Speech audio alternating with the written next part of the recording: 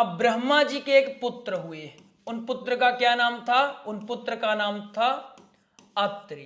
क्या नाम था? अत्रि। और इनकी विशेषता या फिर इनका गुण क्या था? इनका गुण था कि यह किसके समान थे? अपने पिताजी अर्थात ब्रह्मा जी के समान थे। किनके समान थे? वो ब्रह्मा जी के समान थे। कौन? अत्रि। राधे राधे, कैसे हैं आप लोग? पूर्ण विश्वास है बहुत ही कुशल मंगल होंगे और उतने ही कुशल मंगल ढंग से आप लोगों का दिन भी चल रहा होगा। आज की कक्षा में हम सीखने वाले हैं चंद्रवंश के विस्तार के बारे में।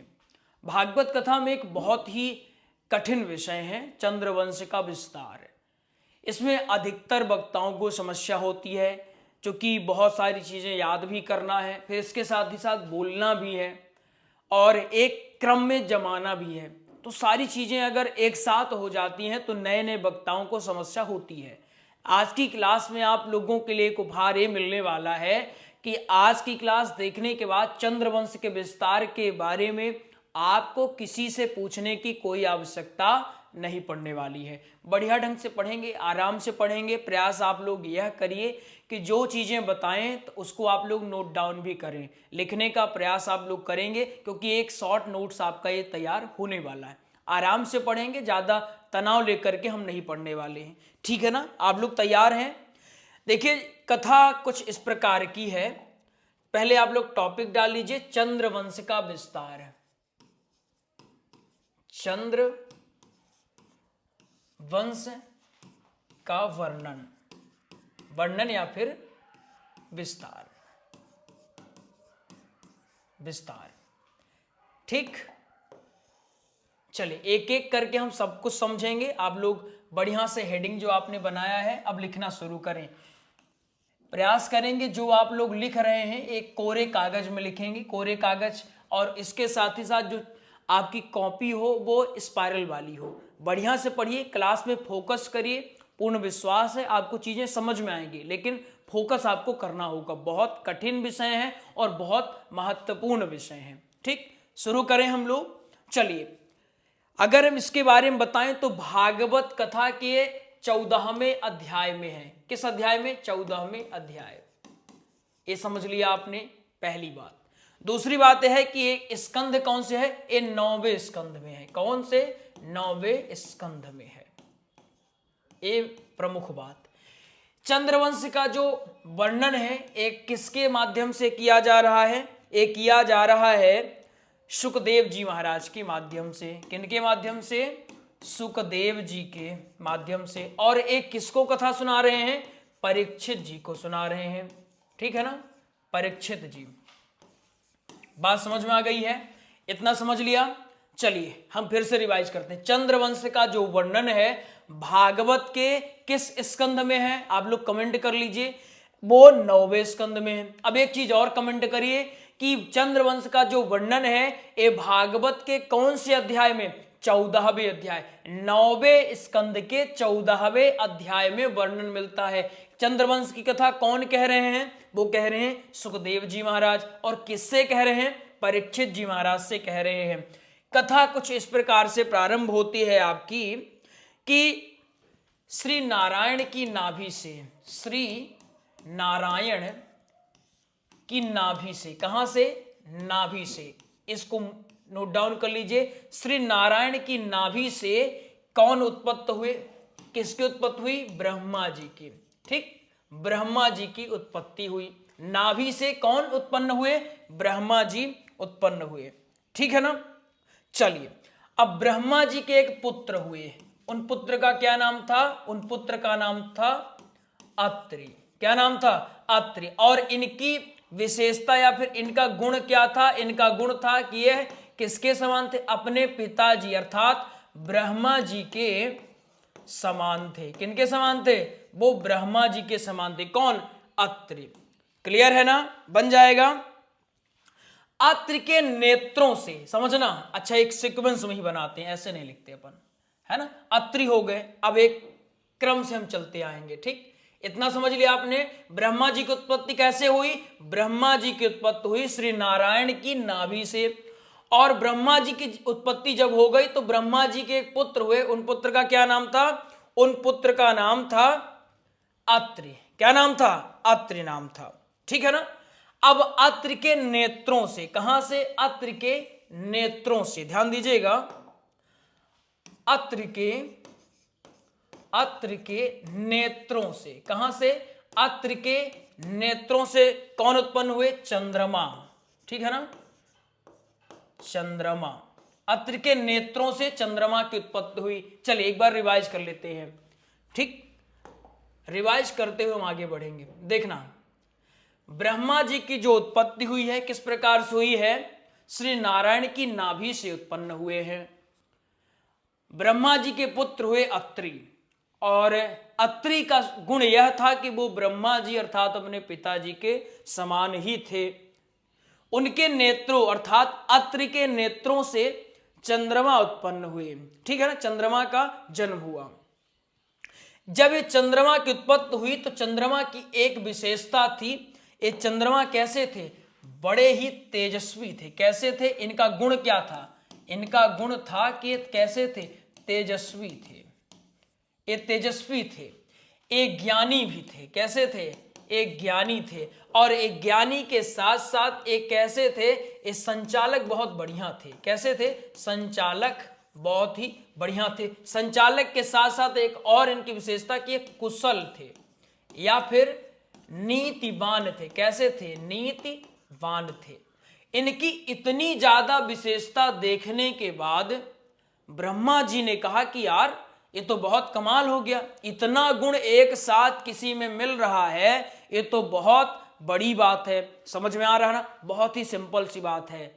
सिंपल सी बात कुछ इस प्रकार से है कि सुखदेव जी ने परीक्षित महाराज को कथा सुनाना प्रारंभ किया। बताते हैं कि किस प्रकार से ब्रह्मा जी की उत्पत्ति हुई। ब्रह्मा जी के पुत्र हुए अत्रि, अत्रि के नेत्रों से चंद्रमा उत्पन्न हुए, और चंद्रमा किस प्रकार से बड़े तेजवान थे, ज्ञानवान थे, बहुत ही संचालक थे, कुशल नीतिवान थे। ठीक है ना, ये सारी की सारी चीजें आप बताएंगे। एक व्यक्ति में इतने सारे गुण, जैसे हमारे इन नोट्सों में, एक ही नोट्स में सारे के सारे गुण छिपे हुए हैं। जैसे भागवत कथा के एक ऐसा स्पेशल नोट्स जिसके माध्यम से आप बहुत ही सुंदर कथाओं की तैयारी कर सकते हैं, बहुत ही शानदार। यदि आपको दिखाएं तो आप यहां पर देखिए, ये हमारे पास डे 1 का नोट्स है, भागवत कथा का डे 1 वाला नोट्स है, बहुत ही ज्यादा शानदार बाइंडिंग करके। ऐसे 7 अलग अलग रहते हैं, एक में नहीं। इसको भी आप मंगवा सकते हैं, इसका पीडीएफ भी ले सकते हैं, बहुत शानदार। आपको थोड़ा सा शुल्क के बारे में बताते हैं। भागवत कथा का जो स्पेशल नोट्स है एक 489 का है, वो हस्तलिखित रहेगा, ठीक, पीडीएफ फाइल में। इसके बाद टाइपिंग में अगर आप लेते हैं तो वो 1389 में आपको मिल जाएगा। इसके बाद घर पहुंचा करके अगर आप मंगाते हैं तो वो आपको 22 रुपए में मिल जाएगा पुस्तक के रूप में। ठीक, नंबर ए है 82 69 38 63 76। इसके बाद श्री राम कथा का स्पेशल नोट्स है, वो 1449 रुपए में आपको हस्तलिखित पीडीएफ मिल जाएगा, और घर पहुंचा करके अगर आप मंगाना चाहते हैं तो वो आपको 3800 रुपए में मिल जाने वाला। ठीक, इसमें बहुत सारी व्यवस्थाएं रहती है, जैसे प्रसंग, भजन, श्लोक, दोहे, सारी की सारी। अगर आपको सरलतम समझाएं तो सरलता के साथ आप यह समझिए कि कथा के लिए एक ऐसा नोट्स कहीं आपको बाहर से नहीं ढूंढना पड़ेगा। पहले दिन क्या बोलना है, दूसरे दिन क्या बोलना है, प्रसंग कहां पर कैसे बोलना है, दृष्टांत कैसे अटैच करना है, श्लोक कितने बोलने हैं। भागवत में श्लोक कितने हैं? 18,000 श्लोक है, तो 18,000 श्लोक 7 दिन में कैसे बोल पाएंगे? अगर 7 दिन में 18,000 नहीं श्लोक बोलना है तो कौन से श्लोक छोड़ना है, कौन से बोलना है, ये तमाम चीजें आपको इसमें मिलने वाली हैं। इसके साथ ही साथ ये हनुमंत कथा और सत्संग का भी नोट्स रहता है, आप इनको भी मंगवा सकते हैं घर बैठे। सत्संग का नोट्स तो कथाओं के प्रचार के लिए बना है, बहुत ही ज्यादा शानदार। अधिक जानकारी अगर आपको चाहिए तो आप कॉल कर सकते हैं। ठीक है ना। चलिए, हमने क्या समझा कि जो चंद्रमा है, चंद्रमा भाई साहब का इतना गुण है कि एक ही व्यक्ति में सारे के सारे गुण समाहित हो गए। अब देखो, जब किसी व्यक्ति में योग्यता रहती है, जैसे चंद्रमा में है ना, जैसे चंद्रमा में क्या है, चंद्रमा में योग्यता है। अब आप बताइए, यदि योग्यता होगी, क्या होगी? योग्यता होगी तो इसको कोई ना कोई पद दिया जाएगा ना, पद भार दिया जाएगा ना, कि नहीं दिया जाएगा? जैसे मान लीजिए आप में कोई योग्यता है, आप निपुण हैं, ठीक, तो आपको कोई न कोई अच्छा कार्य दिया जाएगा। आप शादी में कहीं गए हैं और आप निपुण हैं, है ना, भोजन व्यवस्था करवाने में आप बढ़िया निपुण हैं, तो आपको याद तो किया ही जाएगा। ऐसे ही ब्रह्मा जी ने इनको कार्यभार सौंपा। और कार्यभार कैसे समझा, देखिए कौन कौन से पद मिले। पहला पद क्या था, ब्राह्मण, ब्राह्मण। दूसरा पद क्या था, औषधि, क्या था, औषधि। दूसरा पद क्या था, औसत। तीसरा पद क्या था, तीसरा पद था नक्षत्र, नक्षत्र, नक्षत्रों। ठीक, इनका क्या बना दिया गया, आधिपत्य। क्या बना दिया, आधिपत्य। आधिपत्य का कुछ खास वो नहीं है, सिंपल सा ये समझ लीजिए कि मालिक यही बन गए, ठीक है ना। ये क्या बन गए, ये बॉस बन गए। चंद्रमा क्या बन गए, इन सबके बॉस बन गए, कर्ता धर्ता यही बन गए। ठीक, एक समय ऐसा आया कि चंद्रमा तीनों लोकों में सबसे ज्यादा पूजे जाने लगे। तीनों लोकों में, तीनों लोकों में अपना आधिपत्य जमा ली, इतनी योग्यता इनके पास आ गई। ठीक, जब इनके पास इतनी ज्यादा योग्यता आ गई तो इनने क्या किया, एक यज्ञ किया। कौन सा यज्ञ, राजसूय यज्ञ। कौन सा, राजसूय यज्ञ किया। और जब इन्होंने यज्ञ किया और इनके पास इतने ज्यादा पद आ गए, इनकी ख्याति बढ़ गई, ये जहां भी जाते राम राम सीताराम भैया प्रणाम, ऐसा इनका दबदबा हो गया। चारों तरफ ये कहने लगे दबदबा था, दबदबा है और दबदबा बना रहेगा, ऐसी ख्याति आ गई। स्वाभाविक सी बात है, जब किसी व्यक्ति के पास नया नया पद आ जाता है तो वो अभिमान तो भर जाता है अभिमान से। सेम ऐसे ही अभिमान से बढ़ गए और इतने बढ़ गए, इतने घमंडी टाइप के हो गए कि इन्होंने देवताओं के गुरु की पत्नी का ही हरण कर डाला। क्या नाम था देवताओं की गुरु की पत्नी का, तारा। क्या नाम था उनका, अब समझना। एक दिन इन्होंने क्या किया, अब समझना। ये जो चंद्रमा है, ये है कौन, ये चंद्रमा मामा। हमने चंद्र लिख दिया तो समझ लीजिएगा, ये कौन है, ये चंद्रमा है ना, चंदा मामा है। ये इतने ज्यादा अब घमंड से चूर हो गए, घमंड से चूर हो गए कि इन्होंने देवताओं के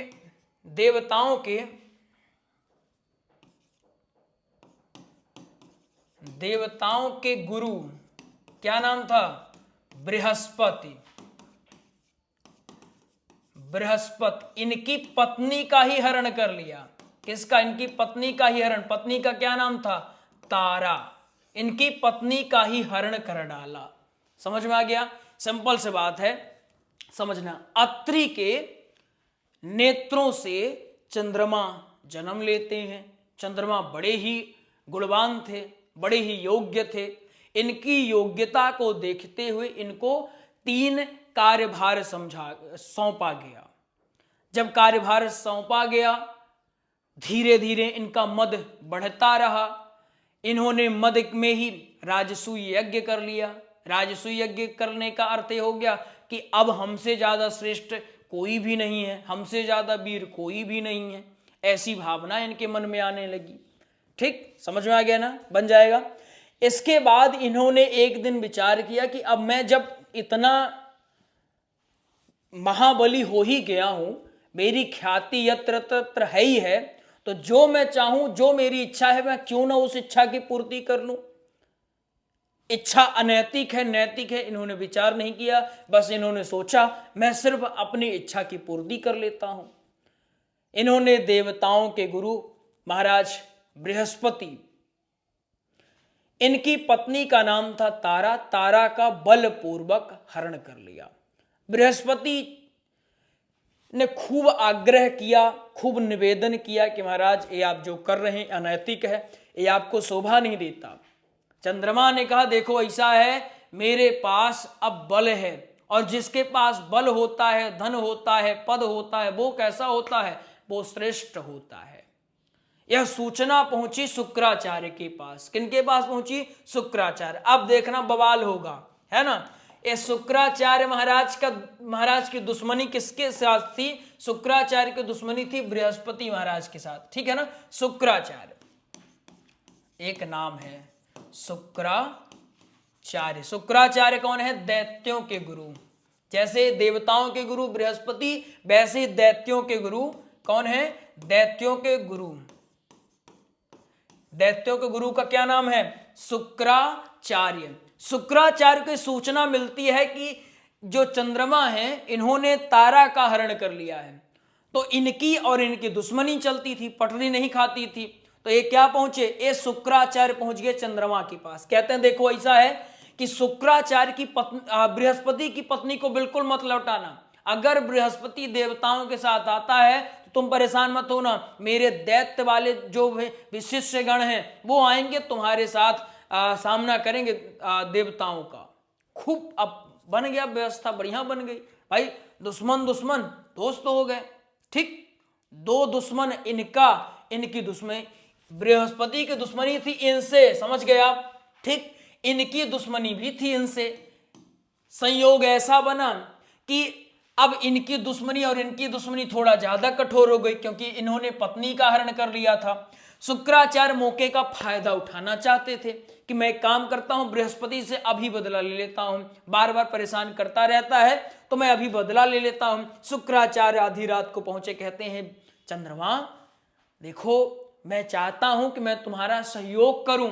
जैसे देवता पहुंचे थे अमृत का कलश लेकर के, वैसे ही ये पहुंचते हैं। कहते हैं देखो बेटा मैं चाहता हूं मैं तुम्हारा सहयोग करूं। चंद्रमा कहते हैं कैसा सहयोग करना चाहते हैं गुरुदेव आप? बोलते हैं कि बृहस्पति मेरा दुश्मन है। बिल्कुल है, बृहस्पति तुम्हारा भी दुश्मन है।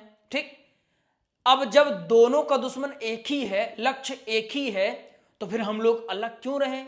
हमको तो एक रहना चाहिए। चंद्रमा बाटली में उतर गए।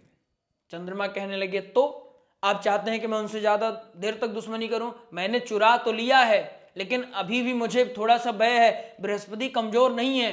बृहस्पति ने अगर एक भी मंत्र फूका तो मेरा सब कुछ हो जाएगा, तहस नहस हो जाएगा। शुक्राचार्य जी कहते हैं कि जितना मंत्र उसको याद है उतना मंत्र मुझे भी याद है।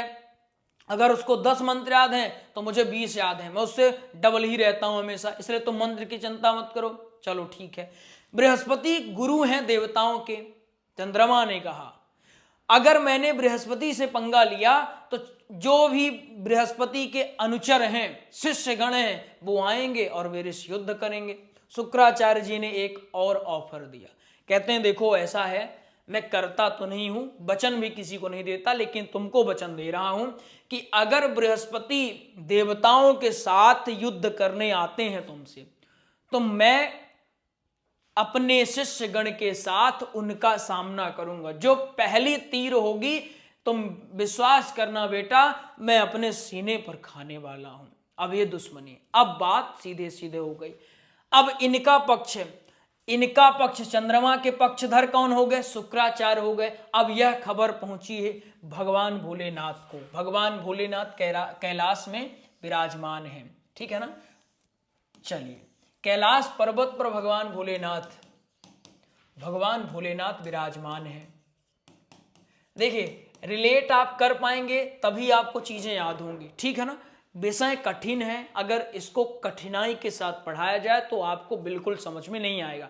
आराम से रिलैक्स होकर के, तनाव को दूर रख के, हम जब भी पढ़ाते हैं हम ये कहते हैं कि तनाव को क्या करना है, एक झोली लेना है, झोली में बांध करके रख देना जब तक पढ़ रहे हैं, उसके बाद तनाव आए कोई दिक्कत नहीं, ठीक है ना।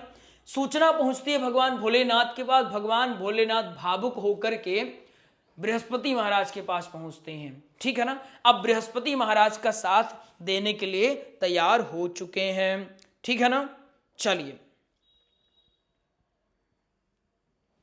अब बृहस्पति, भगवान भोलेनाथ क्या करते हैं? जो बृहस्पति है ना, ये समझना एक चीज और, बृहस्पति जो है एक किसके पुत्र हैं? ये हैं अंगिरा के पुत्र। किनके पुत्र हैं? अंगिरा पुत्र हैं। बृहस्पति किसके पुत्र हैं? अंगिरा के। ये मोस्ट चीज है, बृहस्पति महाराज अंगिरा के पुत्र हैं, और अंगिरा बहुत ही प्रिय भक्त हैं भगवान भोलेनाथ के।